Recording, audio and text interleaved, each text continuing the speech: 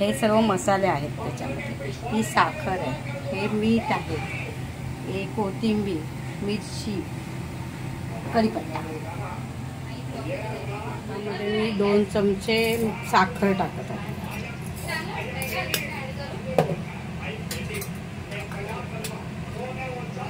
थोडी हळद टाकते, थोडं धणे पावडर, थोडी धणे पावडर टाक.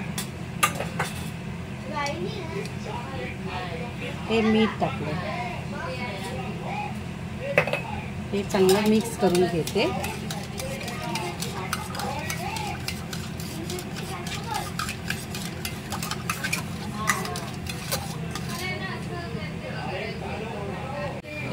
टोपामध्ये तेल टाकत आहे.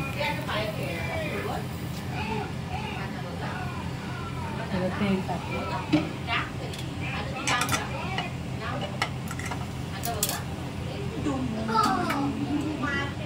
तेल चांगलं गरम झालं आहे. त्याच्यामध्ये मी राई टाकत आहे. राई चांगली तडतडायला घेतली.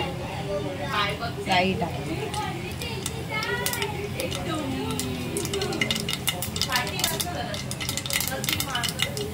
आता राई चांगली तडतडले. हे जिरं टाकलं.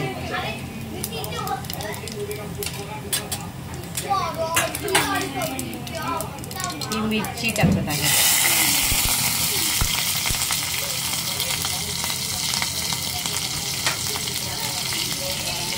कढीपत्ता,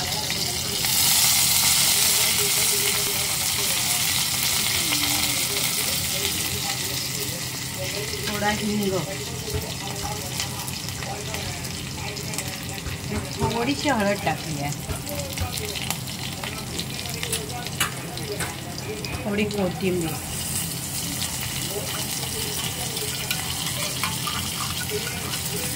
आपली सर्व मिक्स केलेली ताकाची कढी मी ह्याच्यामध्ये ओतत आहे.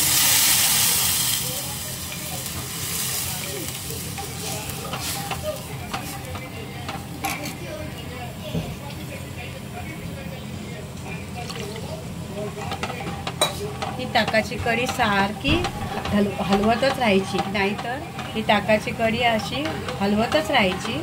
नाही हलवली तर त्याला कड येऊन ती फुटते. म्हणून ती फक्त त्याला वाफ येईपर्यंत हलवतच राहायची आहे. ही थोडी कोथिंबीर आहे, ती पण मी त्याच्यामध्ये टाकत आहे. 2 मिनिटांमध्ये ती तयार होते.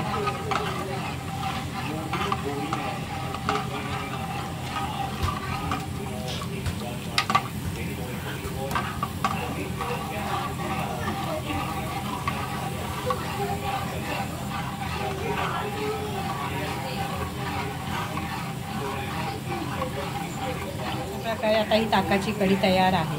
तुम्हाला जर जेवायच्या वेळेला त्याला परत गरम करायची असेल तर परत ही अशीच हलवतच राहावी लागेल, नाहीतर ती कड आला तर ती फुटते. म्हणून त्याला हलवतच राहावं लागतं. हलवलं नाही तर ती फुटून जाईल. आता ही अशा प्रकारे ताकाची कढी झालेली आहे.